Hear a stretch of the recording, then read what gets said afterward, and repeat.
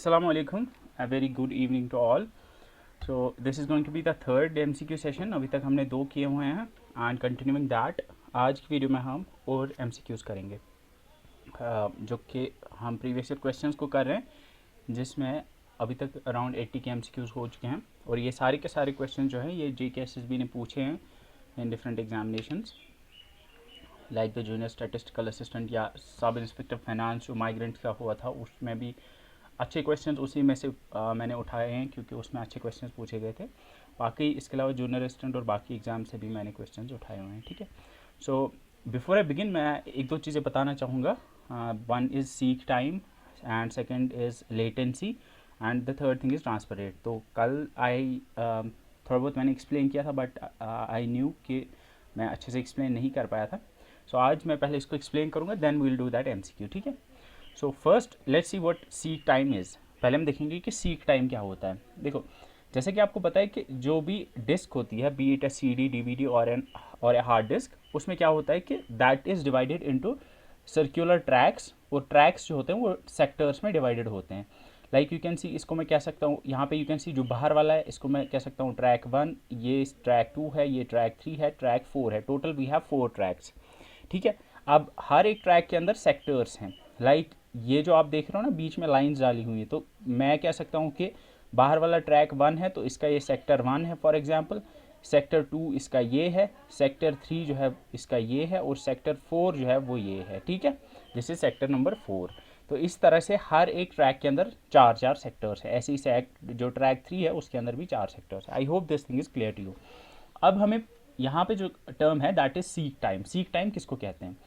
अब यहाँ पे एक चीज़ आपको समझनी है कि जब भी इस हार्ड डिस्क के अंदर डेटा को राइट किया जाता है या वहाँ से रीड किया जाता है, यानी इसके अंदर अगर डेटा डालना होगा या वहाँ से अगर डेटा लाना होगा, तो that is done with the help of this thing called as the read write head. वो रीड राइट हेड की हेल्प से किया जाता है। तो हार्ड डिस्क के साथ में एक छोटी सी यहाँ पे हेड होती है जिसको रीड राइट हेड कहते हैं, क्योंकि इसी से रीड भी किया जाता है डेटा को, और अगर राइट करना होगा कहीं पे वो भी उसी से किया जाता है। अब आप यहाँ पे देख सकते हो, अगर मैं आपसे पूछूं ये रीड राइट हेड अभी कहाँ पे है, ये जो यहाँ देख रहे हो आप, ये दिस रेक्टेंगुलर थिंग, ये आप बोलोगे सर ये बाहर वाले ट्रैक में है, मतलब ये ट्रैक 1 में है, ये ट्रैक 1 में है क्योंकि बाहर वाला ट्रैक 1 है, और ट्रैक 1 के किस सेक्टर में है? सेक्टर 2 में है। ठीक है, so right now this read write head is in बाहर वाला जो ट्रैक 1 है और इसके अंदर सेक्टर 2 के अंदर है। ठीक है, अब यहाँ पे फॉर एग्जांपल आपने कोई फाइल ओपन की, लेकिन वो फाइल जो है वो यहाँ पे है, वो यहाँ पे है।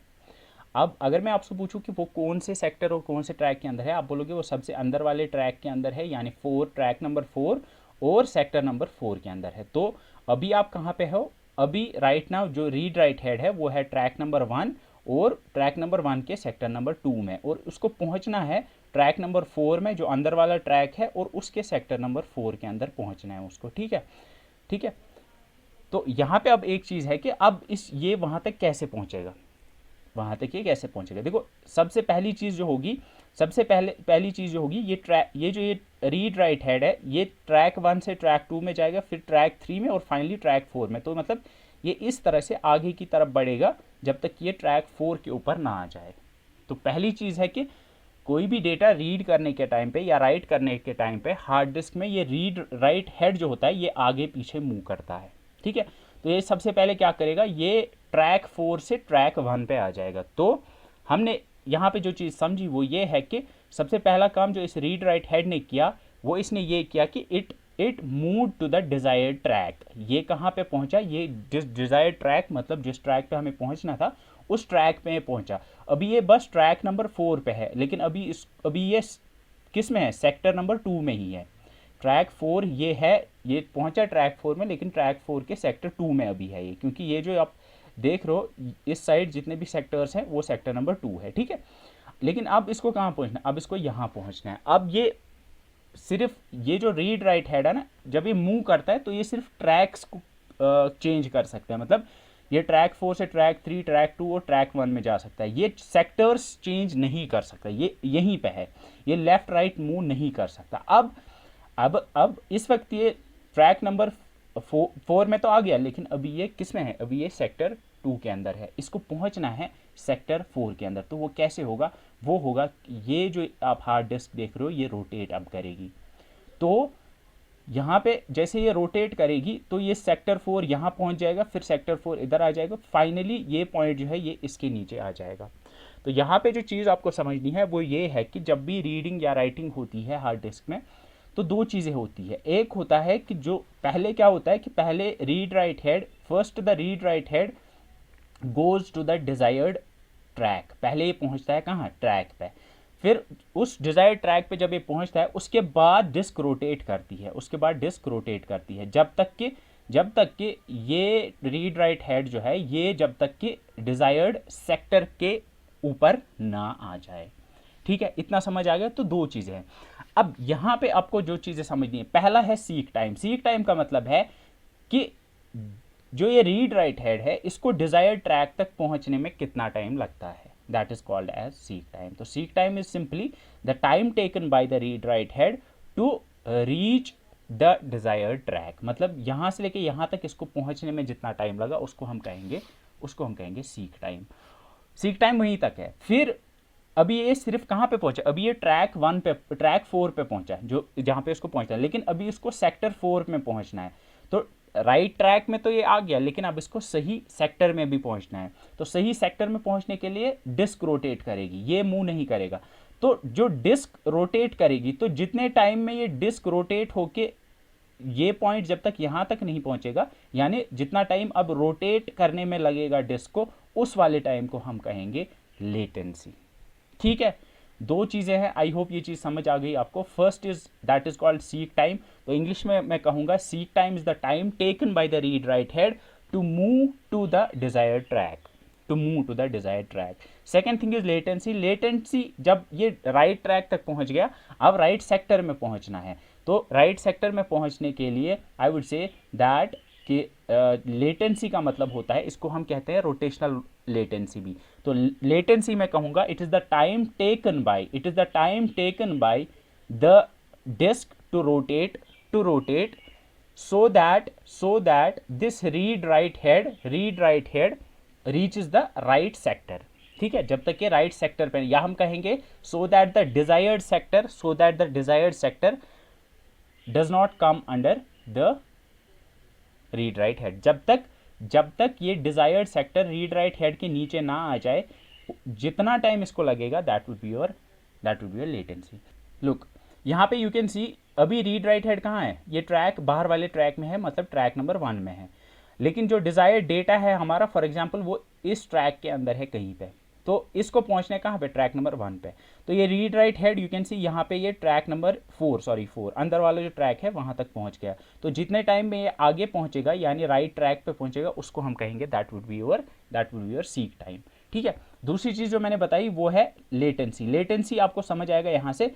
अब फॉर एग्जाम्पल इसी ट्रैक के अंदर है ये, ठीक है, ये जो बाहर वाला ट्रैक है, इसी ट्रैक के अंदर आपका डेटा भी है, लेकिन अभी किस सेक्टर में है, सेक्टर 3 में है। इसको पहुंचना है सेक्टर 1 में। तो सेक्टर 1 में ये खुद नहीं पहुंचेगा ये रीड राइट हेड, वो कैसे होगा, वो डिस्क के रोटेट होने से होगा। तो यू कैन सी हियर, यहाँ पे सेक्टर 3 ये है, तो सेक्टर 3 रोटेट होता हुआ ऐसे गया। जो सेक्टर 1 है जहाँ पे पहुँचना है वो रोटेट होते हुए वो सेक्टर 1 जो है यहाँ और फाइनली यहाँ पहुँच गया। सेक्टर 1 फाइनली यहाँ पहुँच गया। जो डेटा था सेक्टर 1 के नीचे, सेक्टर 1 के ऊपर, वो अब ये रीड कर सकता है। तो दो चीज़ें हैं, इसको हम कहेंगे अब रोटेशनल डिले। जो रोटेट होने में जितना टाइम इसको लगेगा ना डिस्क को, that will be rotational delay या रोटेशनल लेटेंसी। ठीक है, लेटेंसी और सीक टाइम। आई होप ये दो चीज़ें समझ आ गई आपको। फिर उसके बाद transfer time. Transfer time simply होता है कि कितना टाइम लगेगा डेटा को डिस्क से ट्रांसफ़र होने में, how much time it will take to transfer the data from the disk. मतलब ट्रांसफ़र टाइम में दोनों आएंगे, इसमें लेटेंसी और सीक टाइम ऐड होंगे, लेटेंसी और सीक टाइम ऐड होंगे, वो मिलके आपका ट्रांसफ़र टाइम बनाएंगे। ठीक है, क्योंकि डेटा को रीड करने के लिए पहले सीक करना है, पहले उस ट्रैक में पहुंचना है, फिर उस पर्टिकुलर सेक्टर में पहुंचना है। तो यहाँ पे जिन चीज़ों के ऊपर आपका ट्रांसफ़र स्पीड या ट्रांसफ़र टाइम जो है वो डिपेंड करेगा, वो है रोटेशनल स्पीड। यानी जितनी रोटेशनल स्पीड ज़्यादा होगी, यानी लेटेंसी जितनी कम होगी, उतना ही जल्दी फास्टर या उतना ही कम ट्रांसफ़र टाइम लगेगा। ठीक है, इसके अलावा कितने डेंस हैं ट्रैक्स एंड सेक्टर्स उस पर भी डिपेंड करेगा, एंड कितना डेटा ट्रांसफ़र करना है वो भी डिपेंड करेगा, क्योंकि कम डेटा में कम टाइम लगेगा, अगर ज़्यादा डेटा ट्रांसफ़र करना होगा तो ज़्यादा टाइम लगेगा। ठीक है, अब यहाँ पे फिर से मैं समझाने की कोशिश करूँगा। क्वेश्चन था सीक टाइम क्या है, तो यहाँ पे दिया हुआ था टाइम फॉर डेटा रीडिंग, ये तो नहीं आएगा। Time taken to move the read write head to the desired track, अब यहाँ पे यू कैन सी के दूसरा वाला करेक्ट क्यों है, क्योंकि time taken to move the read write head to the right track तक इसको ले जाना, उसमें कितना टाइम लगेगा, that would be seek time. अब टाइम फॉर डेटा ट्रांसफर ये तो नहीं है, क्योंकि that would be transfer time. अब लास्ट वाला ऑप्शन क्यों नहीं है, क्योंकि लास्ट वाला ऑप्शन आप पढ़ो, time taken for the desired sector, यहाँ पे सेक्टर लिखा हुआ है। कल मैं ये सेक्टर जो है ये मिस किया था, आई थॉट यहाँ पे इन्होंने मुझे लगा था यहाँ पे भी इन्होंने ट्रैक ही दिया हुआ है, तो मैं खुद कंफ्यूज हो गया था। तो यहाँ पे time taken for the desired sector of the track to come under the read write head, तो यहाँ पे अगर आप समझ पा रहे होंगे ये जो डी है ये बात हो रही है किसकी, ये लेटेंसी की बात हो रही है, क्योंकि यहाँ पे ये कह रहा है कि कितना टाइम लगेगा डिजायर्ड सेक्टर को रीड राइट हेड के नीचे आने में। जब ये इस ट्रैक में पहुंच जाएगा, फिर इस अगर फॉर एग्जांपल डेटा यहाँ पे है तो फिर इसको इस वाले सेक्टर को यहाँ तक पहुंचने में कितना टाइम लगेगा, वही होगा आपका लेटेंसी। क्योंकि ये कैसे पहुंचेगा यहाँ तक, ये पहुंचेगा डिस्क के रोटेट होने से। ठीक है, ये डिस्क के रोटेट होने से पहुंचेगा। Now you can see here option B would be the correct option. Animation आप इस पे नजर रखो, नीचे ये जो है आप इस पे नजर रखो। फॉर एग्जाम्पल अभी ये बाहर वाले ट्रैक में है, लेकिन इसको डेटा रीड करना है इस वाले सेक्टर से, जो यहाँ देख रहे हो ना आप, ये रेड हाईलाइटेड है, यहाँ से इसको डेटा रीड करना है। तो पहला काम क्या करना है, पहले इसको पहुँचना है कहाँ पे, पहले इसको पहुँचना है, ये जो ट्रैक है ना, पहले इसको यहाँ पे पहुँचना है, क्योंकि इस ट्रैक में पहुँचना है, डिजायर्ड ट्रैक में पहुँचना है। तो जितना टाइम इसको लगेगा यहाँ से लेके यहाँ तक पहुँचने में, उसको हम कहेंगे सीक टाइम। ठीक है, अब ये यहाँ तक पहुँच गया, लेकिन अब इसको मतलब ये राइट ट्रैक या डिजायर्ड ट्रैक में पहुँच गया, लेकिन अब इसको राइट सेक्टर में पहुँचना है। ये इस वाले सेक्टर में है, इसको इस वाले सेक्टर में पहुँचना है, लेकिन अब ये उस वाले सेक्टर में नहीं पहुँच सकता। कैसे पहुँचेगा इस वाले सेक्टर में, ये डिस्क जब रोटेट होगी तो तभी ये होगा। ठीक है, तो अगर इसको राइट सेक्टर में पहुंचना तो डिस्क जो है ये इस तरह से रोटेट करेगी। ठीक है, तो सबसे पहले क्या हुआ था, सबसे पहले ये जो है ये राइट सेक्टर तक पहुंच गया था, लेकिन राइट सेक्टर तक पहुंचने के बाद अब इसको राइट ट्रैक तक पहुंच गया था, अब इसको राइट सेक्टर में पहुंचना है। तो राइट सेक्टर में पहुंचने के लिए ये डिस्क जो है ये डिस्क करेगी रोटेट, ये रोटेट करेगी इस तरह से। तो जब ये रोटेट करेगी तो जितना इसको रोटेट होने में टाइम लगेगा, that would be your latency. ठीक है, वो आपकी लेटेंसी होगी। आई होप मैं ये चीज़ एक्सप्लेन कर पाया। तो यहाँ पे अब आप समझ गए होंगे कि ऑप्शन डी क्यों नहीं आएगा, यहाँ पे ऑप्शन डी की जगह पे ऑप्शन ए क्यों आएगा, क्योंकि ऑप्शन डी जो है, ऑप्शन डी बात कर रहा है किसकी, ये कर रहा है लेटेंसी की, ये कर रहा है लेटेंसी की बात, ना कि सीक टाइम की। ठीक है, let's move on to the next question. Next question is magnetic tape, CD, DVD are digest type of devices. Magnetic tape, CD, DVD किस टाइप की डिवाइसेस है, क्या ये टेरिशरी, नेटवर्क, प्राइमरी या फिर डेटाबेस डिवाइसेस है, किस टाइप के डिवाइसेस है। फर्स्ट थिंग इज कि ये प्राइमरी डिवाइसेस तो नहीं है, मतलब प्राइमरी मेमोरी डिवाइस तो ये नहीं है। सेकंड थिंग इज क्या ये डेटाबेस डिवाइस है, हमने तो डेटाबेस टाइप ऑफ डिवाइस तो कोई नहीं पढ़ा हमने। उसके बाद नेटवर्क टाइप ऑफ डिवाइस ये भी हमने नहीं पढ़ा, ये नेटवर्क डिवाइस नहीं है क्योंकि ये नेटवर्किंग में तो काम नहीं आएगा।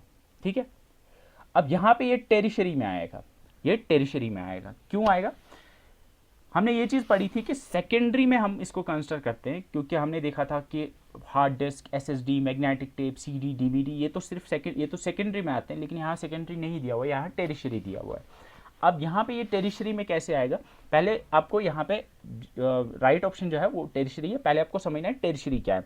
अगर आपको याद होगा मैंने बताया था कि टेरिशरी जो है, अगर आपको याद होगा जो मेमोरी होती है, एक तो होती है सीपीयू के अंदर memory, that is your registers, फिर होती है कैश मेमोरी जो एसरैम की बनी होती है, फिर होती है मेन मेमोरी जो डी रैम या डायनेमिक रैम की बनी होती है। सेकेंडरी मेमोरी के अंदर usually we have the hard disk and NAND semiconductor, यानी नैंड सेमीकंडक्टर मतलब आपकी एसएसडी आती है।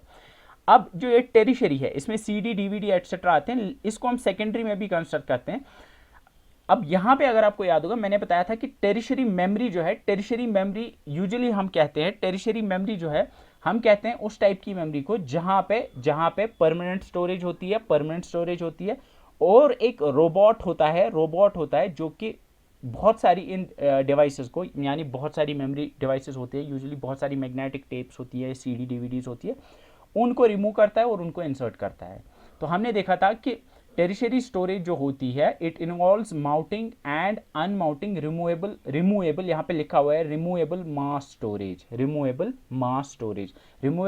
स्टोरेज मतलब बहुत सारी स्टोरेज और वो रिमूवेबल होती है। तो वहाँ पे एक इंपॉर्टेंट चीज़ जो है वो ये है कि एक तो ये रिमूवेबल स्टोरेज होनी चाहिए, बहुत सारी होनी चाहिए, एंड सेकंड थिंग इज वहाँ पे रोबोट होने चाहिए।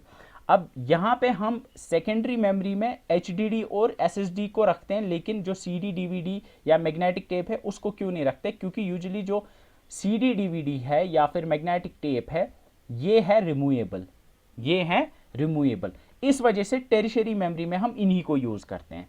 टेरिशरी मेमोरी में HDD या NAND या जो है यानी SSD है उसको हम यूजुअली यूज़ नहीं करते हैं।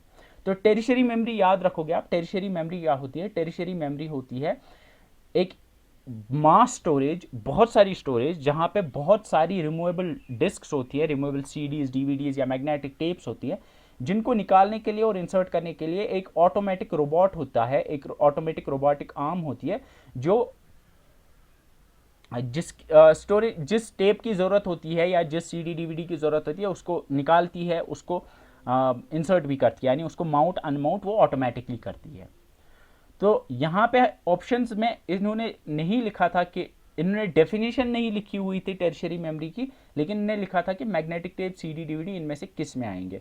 तो हमारे हिसाब से वो टेरिशरी में आएंगे, क्योंकि टेरिशरी में क्या होता है, एक ऐसा सिस्टम होता है, टेरिशरी मेमोरी में एक ऐसा सिस्टम होता है जहाँ पे रोबोटिक आर्म होती है, और रोबोटिक आर्म जो है वो रोबोट इंसर्ट भी करता है मेमोरी को और निकालता भी है, मतलब बहुत सारी मेमोरी होती है। अब यहाँ पे आप देखोगे कि मैग्नेटिक टेप CD DVD जो है ये रिमूवेबल है, तो इनको रोबोट निकाल सकता है और इंसर्ट कर सकता है। बाकी जो है वो हम टेरिशरी मेमोरी में यूज़ नहीं करते हैं यूजुअली, ठीक है। तो टेरिशरी मेमोरी में यही यूज़ होती हैं। लेकिन टेरिशरी मेमोरी एग्जैक्टली होता क्या है, याद रखना है, टेरिशरी मेमोरी में एक रोबोटिक आर्म होती है जो insert and unmount and mount करती है, या इंसर्ट एंड रिमूव करती है डिवाइस को, ठीक है। इतना समझ आ गया। नेक्स्ट क्वेश्चन इज दिस, आसान सा क्वेश्चन है। डाइडैश is a firmware used to perform hardware initialization. एक फर्मवेयर है। फर्मवेयर क्या होता है? फर्मवेयर आपने देखा होगा सॉफ्टवेयर। सॉफ्टवेयर का क्या मतलब है? एक होता है software, second thing is firmware. Firm किसको कहते हैं? फर्म मीन्स समथिंग जो थोड़ा सा सख्त हो, फर्म मीन्स जो थोड़ा सा सख्त हो, सॉफ्ट मीन्स जो सॉफ्ट हो। अब डिफरेंस क्या है इनमें? एक होता है हार्डवेयर, दूसरा होता है software, and third thing is firmware. Software हम कह सकते हैं सॉफ्ट मीन्स जो नरम होगा, फर्म मीन्स जो थोड़ा सख्त होगा, हार्ड मीन्स जो बहुत सख्त होगा। अब ये क्यों है फर्म, सॉफ्ट एंड ये मैंने बताया था आपको कि सॉफ्टवेयर को सॉफ्ट इसलिए कहते हैं क्योंकि सॉफ्टवेयर जो होता है वो फ्लेक्सिबल होता है। फ्लेक्सिबल इन द सेंस कि you can make changes to it easily, क्योंकि सॉफ्टवेयर अगर कोई बनाया है, अगर उसमें आपको कोई चेंजेस चाहिए, आप आसानी से उसको चेंज कर सकते हो। आप आसानी से उसको चेंज कर सकते। कौन कर सकता है? मतलब जो जिसका वो बनाने वाला होगा ना, वो उसमें कोई भी चेंज कर सकता है उसको, मतलब कोई उसमें हम कह सकते हैं कि कोई चीज़ तोड़नी नहीं पड़ेगी उसको, बस टेक्स्ट उसमें वो कोड होता है ना, वो कोड बदलना पड़ता है। इस वजह से उसको सॉफ्टवेयर कहते हैं। हार्डवेयर को हार्डवेयर इसलिए कहते हैं क्योंकि फॉर एग्जांपल अगर पास 2 GB की रैम है ना, हार्डवेयर वो एक हार्डवेयर है। अगर उसको 4 GB बनाना है, 2 GB चिप को 4 GB की चिप बनानी है, तो वो आई वुड से वो मुश्किल है, क्योंकि पूरा हार्डवेयर चेंज कर देना, आई वुड से बहुत सारी सिचुएशंस में तो हार्डवेयर को चेंज करना नामुमकिन होगा। मतलब 2 GB रैम को 4 GB रैम बनाना, चिप को 2 GB चिप को 4 GB चिप बनाना, वो तो मतलब आई वुड से इम्पॉसिबल हो गई, उसको मतलब तोड़ना पड़ेगा, ठीक है। तो इस वजह से उसको हार्डवेयर कहते हैं। हम कह सकते हैं हार्डवेयर इतना फ्लेक्सिबल नहीं होता है टू चेंजेस। अब फर्मवेयर क्या होता है? फर्मवेयर बेसिकली एक छोटा सा सॉफ्टवेयर होता है। क्या होता है? सॉफ्टवेयर होता है। लेकिन अब इसको फर्मवेयर इसलिए कहते हैं क्योंकि ये सॉफ्टवेयर जो होता है ये बनाया जाता है एक पर्टिकुलर हार्डवेयर के लिए। ये बनाया जाता है एक पर्टिकुलर हार्डवेयर, मतलब ये एक पर्टिकुलर चिप के ऊपर जो है अपलोड किया जाता है, उसके अंदर बर्न किया जाता है, उसके अंदर राइट किया जाता है। तो ये जो सॉफ्टवेयर है ये सिर्फ उसी हार्डवेयर के ऊपर चलेगा, इस वजह से इसको सॉफ्टवेयर कहते हैं। बाकी जो सॉफ्टवेयर है, सॉफ्टवेयर यूजुअली होते हैं फ्लेक्सिबल, वो किसी भी डिफरेंट टाइप के हार्डवेयर्स के लिए वो जेनेरिक होते हैं, वो जनरल सिस्टम्स पे चलते हैं, वो मतलब हर एक डिफरेंट टाइप के सिस्टम्स पे भी चल सकते हैं। लेकिन जो फर्मवेयर होगा, फर्मवेयर जो है वो एक ऐसा सॉफ्टवेयर है जो एक पर्टिकुलर चिप के लिए बनाया हो, जो एक पर्टिकुलर हार्डवेयर के लिए बनाया हो। आपने अभी तक फर्मवेयर देखा होगा, फर्मवेयर हम कहते हैं सॉफ्टवेयर ऑन ए चिप या सॉफ्टवेयर ऑन ए हार्डवेयर, या हम कहते हैं कि सम इंस्ट्रक्शंस, एक चिप होती है, एक हार्डवेयर होता है, एक मेमोरी होती है छोटी सी, उसके अंदर कुछ इंस्ट्रक्शंस होते हैं और वो फिक्स होते हैं उसके ऊपर। जैसे रोम हमारी होती है, रोम हमारी, या बायोस हमने देखा था, बायोस होती है। बायोस क्या है? बायोस एक हार्डवेयर है, एक छोटी मेमोरी है जिसके अंदर कुछ इंस्ट्रक्शंस हैं, या आप मान सकते हो एक छोटा सॉफ्टवेयर है, वो उसी के ऊपर है, ठीक है, वो फिक्सड है उसके ऊपर। अगर नहीं समझ आया, बस इतना याद रखना कि firmware is a hardware that's made for a specific it's a software that's made for a specific hardware, या आप याद रख सकते हो कि it's a special software on some hardware, ठीक है। अब क्वेश्चन में था डाइडैश is a firmware used to perform hardware initialization. एक फर्मवेयर है जो कि परफॉर्म करता है हार्डवेयर इनिशियलाइजेशन। फर्मवेयर मतलब हार्डवेयर सॉफ्टवेयर का कॉम्बिनेशन, मतलब एक कुछ हार्डवेयर भी होगा और उसके अंदर एक सॉफ्टवेयर भी होगा, ठीक है। Use to perform hardware initialisation, जो हार्डवेयर को इनिशियलाइज करता है, हार्डवेयर मतलब जितने भी इनपुट आउटपुट डिवाइस या डिफरेंट हार्डवेयर डिवाइस होंगे कंप्यूटर को, उनको इनिशियलाइज करता है ड्यूरिंग बूटिंग प्रोसेस, जब बूटिंग होती है, and to provide run time services for the operating system and program. Run time services मतलब जब प्रोग्राम्स चल रहे होते हैं या जब ऑपरेटिंग सिस्टम चल रहा होता है तो उनको कुछ सर्विसेज चाहिए होती है, दे नीड समथिंग जो कि उनको वो प्रोवाइड करता है। तो अगर यहाँ पे आप देखोगे, बेसिक एक प्रोग्रामिंग लैंग्वेज है जो हम आगे देखेंगे, एमएस डॉस एक ऑपरेटिंग सिस्टम है, POST is a test, POST एक टेस्ट है, लेकिन BIOS is the correct option. Basic input output system is the correct option, क्योंकि बेसिक इनपुट आउटपुट सिस्टम क्या है? Basic input output system is what we call as this firmware. ये एक chip होती है, एक रोम होती है जिसके अंदर कुछ इंस्ट्रक्शंस होती है, और इंस्ट्रक्शंस का काम होता है कि जब बूटिंग होती है, जब कंप्यूटर स्टार्ट होता है, उस टाइम पे सारे हार्डवेयर डिवाइसेस को टेस्ट करना। पहले तो टेस्ट करता है, मतलब पहले ये पोस्ट चलता है, यानी पहले एक टेस्ट होता है कि क्या सारे डिवाइसेस जो है वो सही काम कर रहे हैं कि नहीं कर रहे, दैट उसको हम कहेंगे हार्डवेयर इनिशियलाइजेशन। दूसरा बूटिंग प्रोसेस के दौरान, उसके बाद फिर ऑपरेटिंग सिस्टम की भी हेल्प करता है, ठीक है।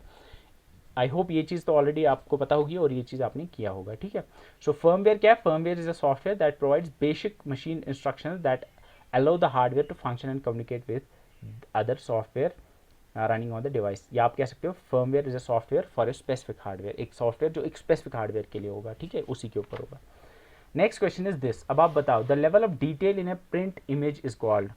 एक प्रिंटेड इमेज है, आपने प्रिंटर से एक इमेज को प्रिंट किया, तो उसकी डिटेल्स, उसकी डिटेलिंग किस में मेजर की जाती है? Print colour, print resolution, print orientation या फिर प्रिंट स्पीड। इस वाले का करेक्ट ऑप्शन है प्रिंट रेजोल्यूशन।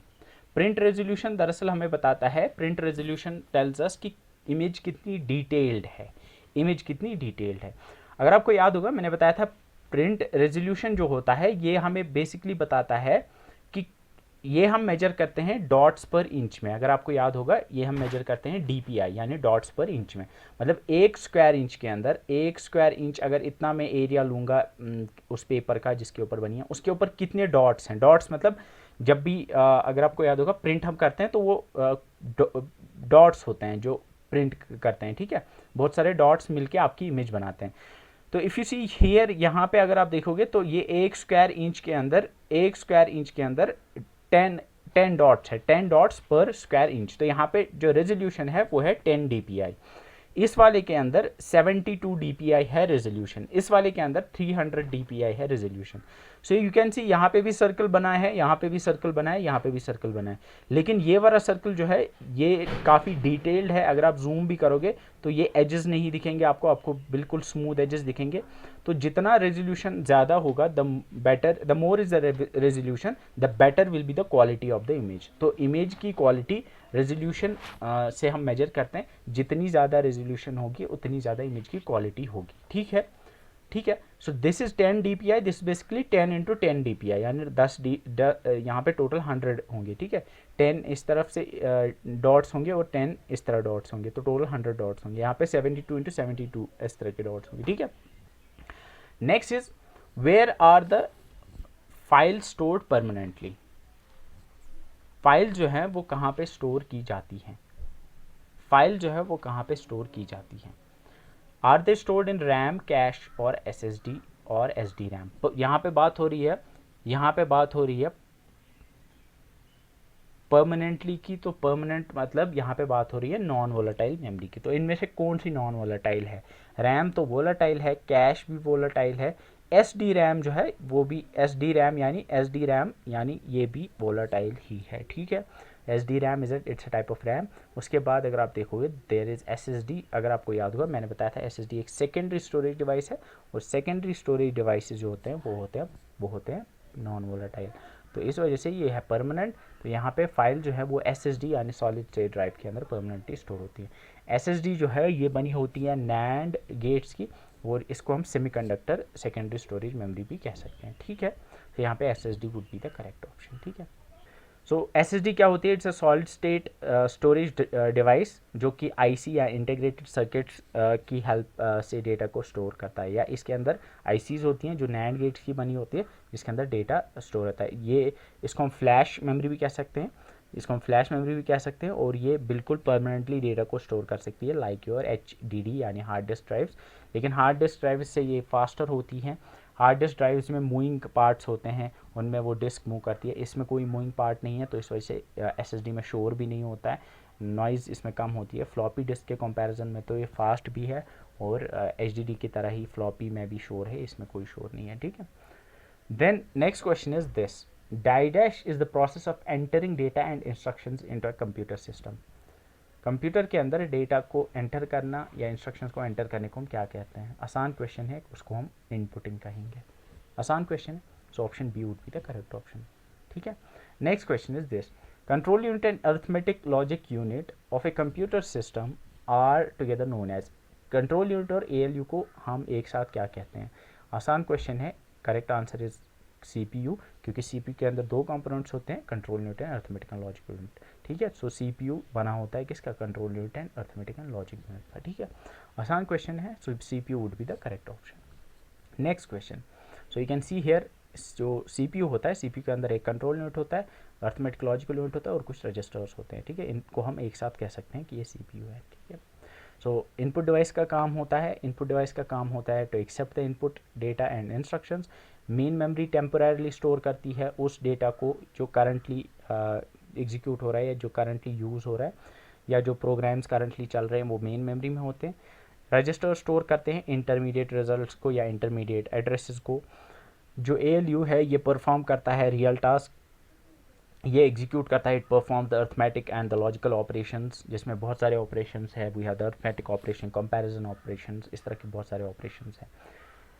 कंट्रोल यूनिट का काम होता है control and coordination of other components, जितने भी कंपोनेंट्स हैं उनको, सारे कंपोनेंट्स को ये कंट्रोल करता है, कोऑर्डिनेट करता है, और जो डेटा फ्लो उनके बीच होता है, यानी जो डेटा इनपुट से मेमोरी से बाकी डिवाइस में जाता है, उसको कौन कंट्रोल करता है? वही कंट्रोल यूनिट करता है, and it does that with the help of control signal भेज के वो करता है।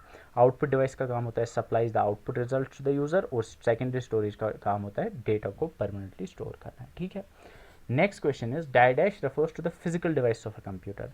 फिजिकल डिवाइसेस मतलब ऐसे डिवाइसेस जो फिजिकल इन नेचर है, जिनको आप टच कर सकते हो, जो आप देख सकते हो, which have got physical properties like उनका मास है, उनका वॉल्यूम है, you can touch them, you can feel them, तो उनको हम कहेंगे हार्डवेयर, ठीक है। एडवेयर क्या होता है? एडवेयर एक मैलिशियस सॉफ्टवेयर या मैलिशियस कोड होता है, जो कि बेसिकली आपके कंप्यूटर में एड्स आते हैं, इसकी वजह से अनवांटेड एड्स आते हैं, जो आप नहीं चाहते वो एड्स आ जाते हैं, तो एडवेयर वो होता है।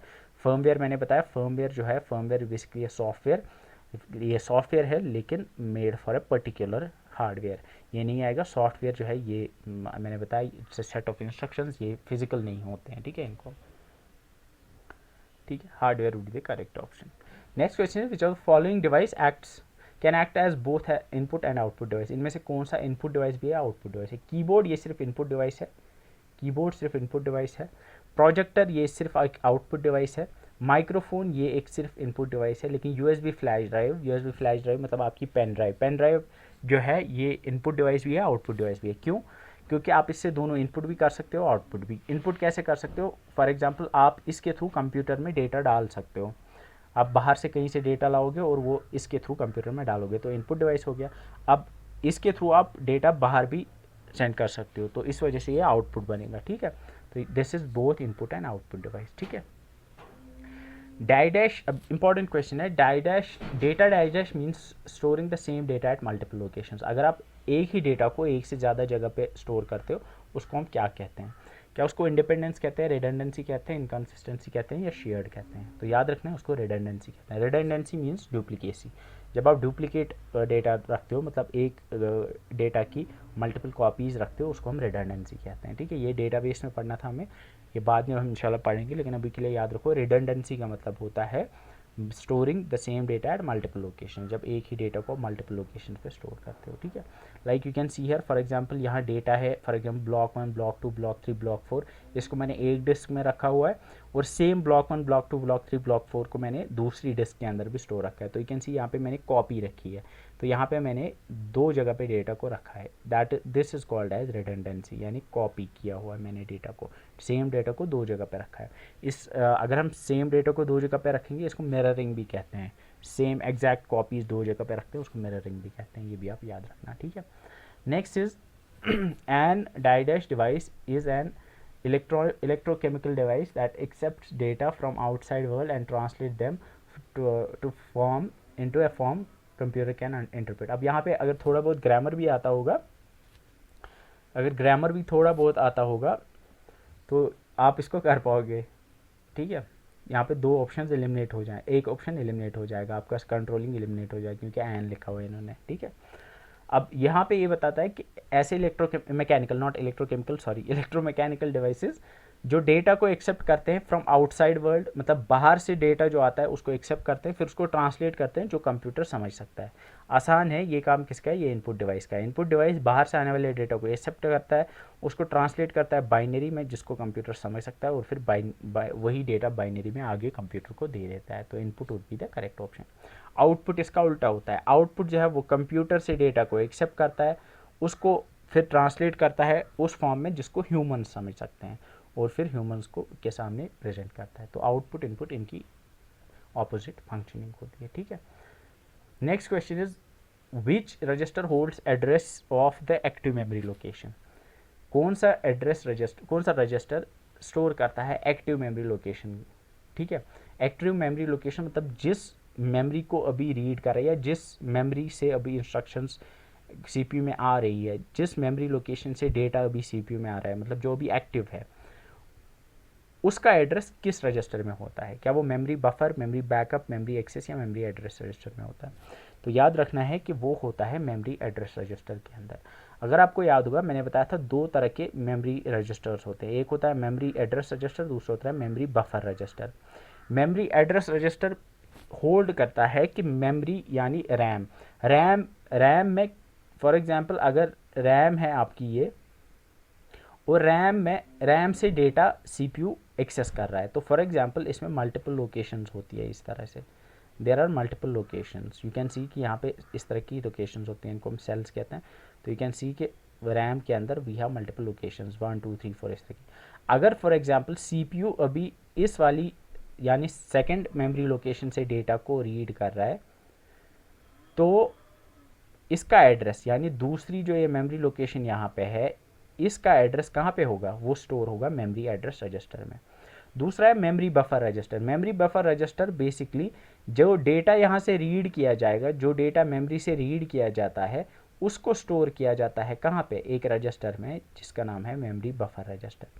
तो मेमोरी एड्रेस रजिस्टर जो है वो स्टोर करता है address of the active memory location, और मेमोरी बफर रजिस्टर जो है वो उसके कंटेंट्स को होल्ड करता है, यानी उस एक्टिव मेमोरी लोकेशन के अंदर जो डेटा होगा जो लाया जाता है उसको इसी मेमोरी बफर रजिस्टर के अंदर रखा जाता है। बाकी प्रोग्राम काउंटर मैंने आपको बोला it holds the address of the next instruction, ये अगली इंस्ट्रक्शन का address, it hold the address of the next instruction. ठीक है, ये मैंने आपको बताया।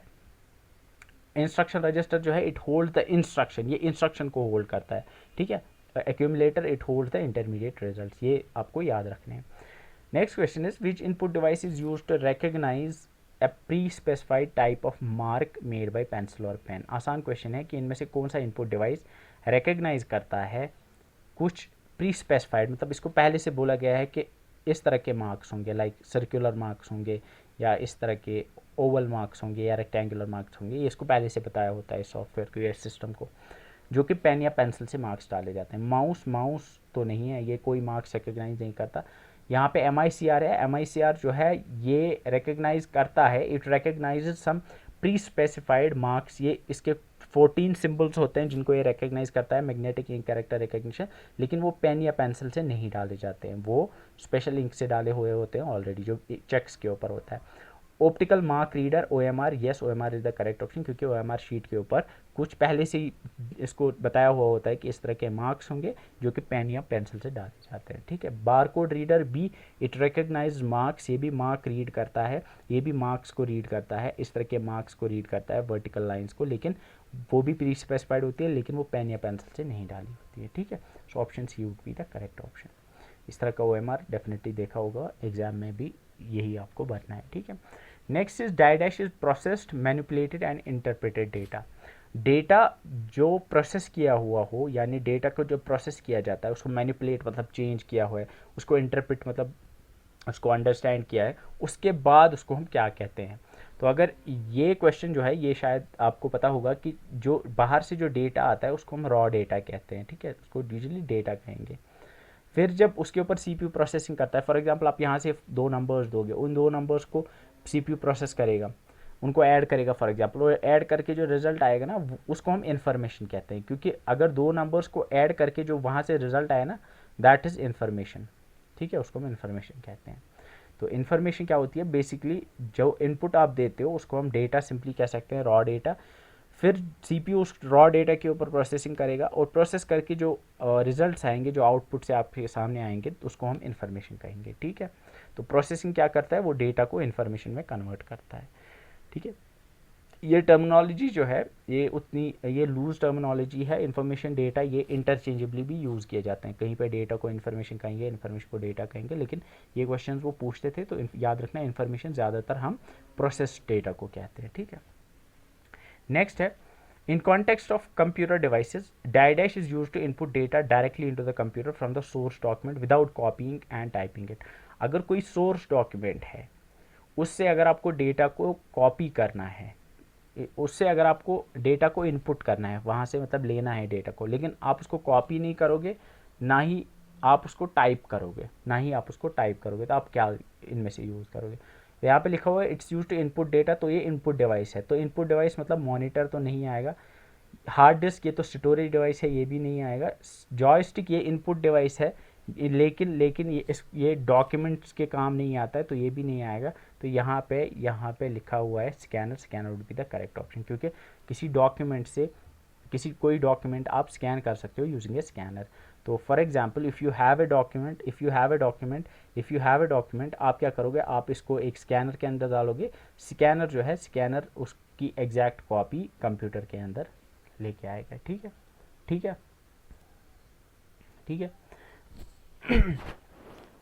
Next question is this, which of following is a sequential access device. इनमें से कौन सा सीक्वेंशियल एक्सेस डिवाइस है।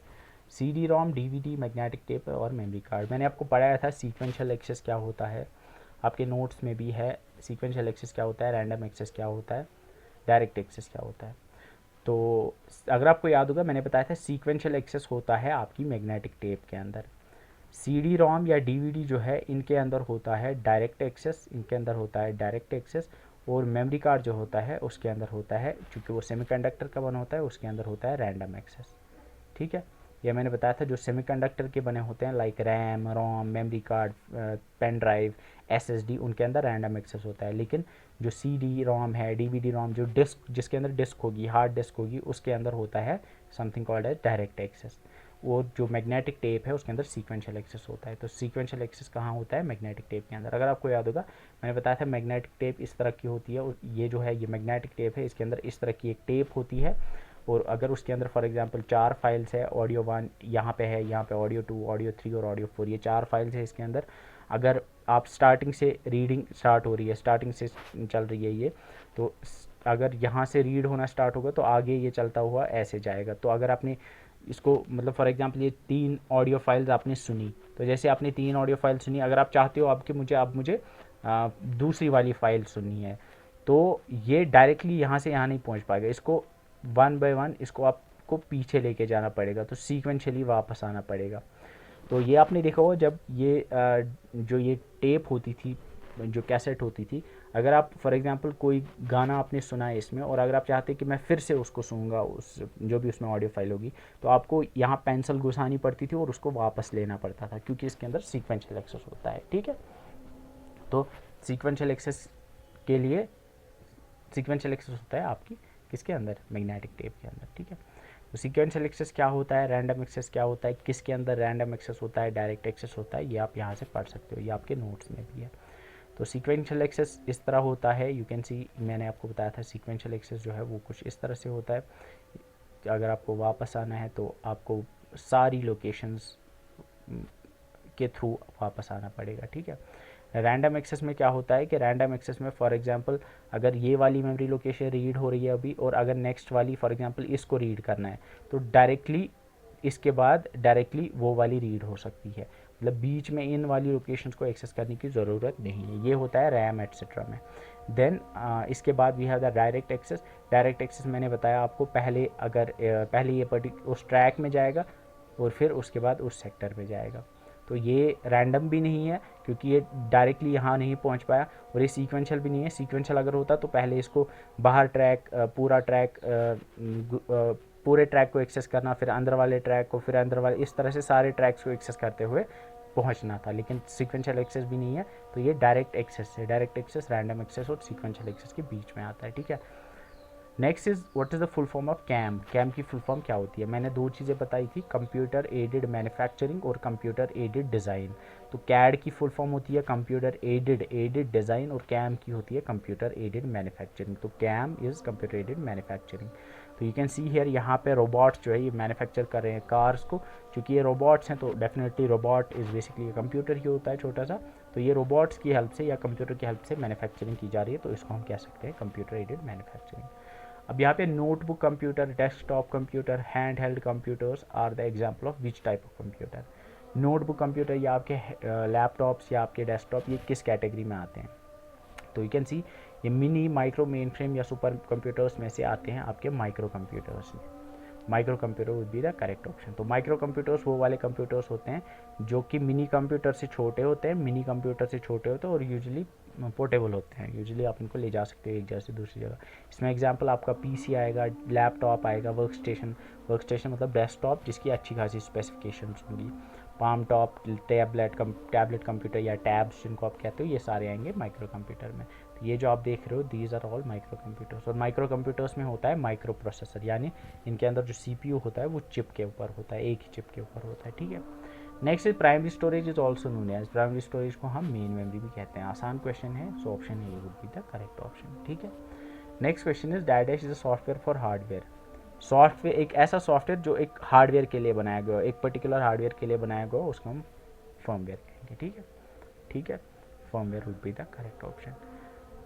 नेक्स्ट इज डायडैश is an electromechanical device which is used to input alphanumeric data. इनमें से किसके थ्रू आप अल्फान्यूमेरिक मतलब अल्फ़ाबिट्स, टेक्स्ट और न्यूमेरिक मतलब नंबर्स इंसर्ट कर सकते हो, वो आप करोगे किसके थ्रू, इनपुट कीबोर्ड के थ्रू। आसान क्वेश्चन है, इनपुट के थ्रू ही आप अल्फान्यूमेरिक डेटा को एंटर कर सकते हो। ठीक है, next is which printer construct tiny nozzles and as the paper moves nozzle spray ink on it forming characters and images. इनमें से किसके अंदर नोजल होती है जो कि फायर करता है या स्प्रे करता है इंक। क्योंकि यहाँ पे लिखा हुआ है कि स्प्रे करता है इंक, मतलब इंक दूर से ही स्प्रे हो रही है, तो हम कह सकते हैं कि ये नॉन इम्पैक्ट प्रिंटर होगा। नॉन इम्पैक्ट प्रिंटर, क्योंकि ड्रम जो है, ड्रम के अंदर कोई नोजल नहीं होती, ये तो इम्पैक्ट प्रिंटर में है तो ये नहीं आएगा। चेन प्रिंटर भी एक इम्पैक्ट प्रिंटर है, ये भी नहीं आएगा। लेज़र में स्प्रे नहीं होती है इंक, लेज़र में कोई इंक जो है वो स्प्रे नहीं होती है, तो यहाँ पे करेक्ट ऑप्शन आएगा इंक जेट। क्योंकि मैंने आपको बताया था इंक जेट जो होता है उसके अंदर आप मान सकते हो एक जेट होता है जो कि इंक फायर करता है या इंक स्प्रे करता है। तो इस तरह से आप मान सकते हो इसके अंदर एक स्प्रे गन होता है या नोजल होती है जो स्प्रे करती है इंक ऑन द पेपर। ठीक है, next is which of following is the European standard font for OCR। European standard font for OCR क्या है, यानी ऑप्टिकल कैरेक्टर रिकग्निशन जो यूरोपियन स्टैंडर्ड है उसको क्या कहते हैं। अगर आपको याद होगा मैंने बताया था OCR के दो होते हैं स्टैंडर्ड, एक होता है OCR A यानी OCR अमेरिकन, और OCR B होता है OCR यूरोपियन। यूरोपियन स्टैंडर्ड वाले के लिए OCR B कोड है। ठीक है, नेक्स्ट क्वेश्चन इज डायडैश port transmits 1 bit of data through a single wire and is use to connect external modems, plotters etcetera. तो इनमें से कौन सा पोर्ट 1 बिट डेटा को ट्रांसफ़र करता है एक ही वायर के थ्रू? मैंने दो तरह के आपको पढ़ाए थे पोर्ट्स, एक है सीरियल पोर्ट, दूसरा है पैरेलल पोर्ट। मैंने आपको बताया था कि सीरियल पोर्ट में एक ही वायर होती है और डेटा सीरियली ट्रांसफ़र होता है, मतलब एक दो डिवाइस के बीच में एक ही वायर है और उस वायर के थ्रू एक के बाद दूसरी, उसके बाद तीसरी, इस तरह से सीरियली डेटा ट्रांसफ़र होता है। लेकिन पैरेलल पोर्ट में होता है यूजुअली 8 वायर्स होती है और डेटा पैरेलली ट्रांसफ़र होता है, हर एक वायर के थ्रू एक ही साइमल्टेनियसली हम इसमें 8 बिट्स ट्रांसफ़र कर सकते हैं। इसमें साइमल्टेनियसली एक ही बिट ट्रांसफ़र हो सकती है, ठीक है। How many function keys are in the QWERTY keyboard? QWERTY keyboard के अंदर कितनी फंक्शन कीज होती है? क्यूआरटी कीबोर्ड के अंदर फंक्शन कीज होती हैं टोटल 12, ठीक है। There are total 12 function keys. तो टोटल फंक्शन कीज होती हैं 12, यू कैन सी F1 से लेके F12 तक होती हैं और ये जो होती है ये प्रोग्रामेबल होती है, ठीक है। Next is which of the given options is not the basic major function of the computer system? इनमें से कंप्यूटर सिस्टम की कौन मेजर फंक्शन नहीं है? Computer displays the process data in the form of output. हाँ, output, ठीक है, output तो करता है कंप्यूटर। चलो, computer accept the input from the user. हाँ, एक्सेप्ट तो करता है। Computer scouts the internet for content, मतलब ये इंटरनेट के ऊपर कंटेंट ढूंढता है। चलो, ये काम भी तो कंप्यूटर से हम कर सकते हैं। Computer process the data given by the user, ये काम भी तो ये करता है। लेकिन अब यहाँ पे करेक्ट ऑप्शन कौन सा आएगा? यहाँ पे ये बताना है कि इनमें से कौन सा बेसिक फंक्शन नहीं है। तो बेसिक फंक्शन इनमें से इंटरनेट नहीं है। हमने देखा था कि कंप्यूटर के अंदर 3 बेसिक फंक्शंस होती है। कोई भी कंप्यूटर होता है उसके 3 बेसिक फंक्शंस होते हैं। वन इज़ कि वो यूज़र से इनपुट लेता है, तो वो ये वाला है 4th। उसके बाद उसको प्रोसेस करता है, तो ये वाला है, यानी ये 2nd वाला है। उसके बाद प्रोसेस करके आउटपुट करता है रिजल्ट, जो कि पहला वाला है। तो ये 3 बेसिक फंक्शन है किसकी? कंप्यूटर की। तो यहाँ पे ऑप्शन सी जो है ये बेसिक फंक्शन नहीं है कंप्यूटर की, ठीक है। तो डेटा को ये इनपुट लेता है, उसको प्रोसेस करता है और आउटपुट करता है, ठीक है। ये 3 फंक्शन है कंप्यूटर की। 1 petabyte is equal to, 1 petabyte कितना होता है? 1 petabyte is equal to 1 petabyte कितना होता है? पेटाबाइट, यहाँ पे भी आप पेटा सुनोगे, पेटा का मतलब 15 होता है। जैसे हमने देखा था पी फ्लॉप्स, पेटा फ्लॉप्स यानी 10⁻15 फ्लॉप्स। PETA means 10⁻15। तो जैसा आपको याद होगा, मैंने बताया था कि किलो का मतलब होता है 10⁻3 अप्रॉक्सीमेटली, MB का मतलब 10⁻6, गीगा का मतलब 10⁻9, टेरा का मतलब 10⁻12 और पेटा का मतलब 10⁻15 बाइट्स होती हैं, जो कि 1 क्वाड्रिलियन बाइट्स आती हैं अप्रॉक्सीमेटली, ठीक है। BIOS is use for, BIOS किसके लिए यूज़ होता है? Updating the network, to take input from monitor, loading operating system, to take inputs from keyboard and mouse. तो बायोस जो है, बायोस का काम होता है, अगर आपको याद होगा, ऑपरेटिंग सिस्टम को लोड करना बूटिंग के टाइम पे। Loading the operating system is correct option. अगर आपको याद होगा, आई टोल्ड यू कि जो बायोस होता है उसकी मेन फंक्शंस में पहला है पोस्ट यानी power on self test. BIOS करता है सारे हार्डवेयर को टेस्ट, पहले जितने भी हार्डवेयर होंगे। दूसरा है बूटस्ट्रैप लोडर, यानी ये लोड करता है ऑपरेटिंग सिस्टम को, लोकेट करता है, ठीक है। ये 2 फंक्शन है। उसके बाद बायोस सेटअप है, यानी कॉन्फ़िगर करता है ये प्रोग्राम्स को, ये इसकी या हार्डवेयर को कॉन्फ़िगर करता है, ये इसकी तीसरी फंक्शन है, ठीक है। These are the 3 functions of BIOS.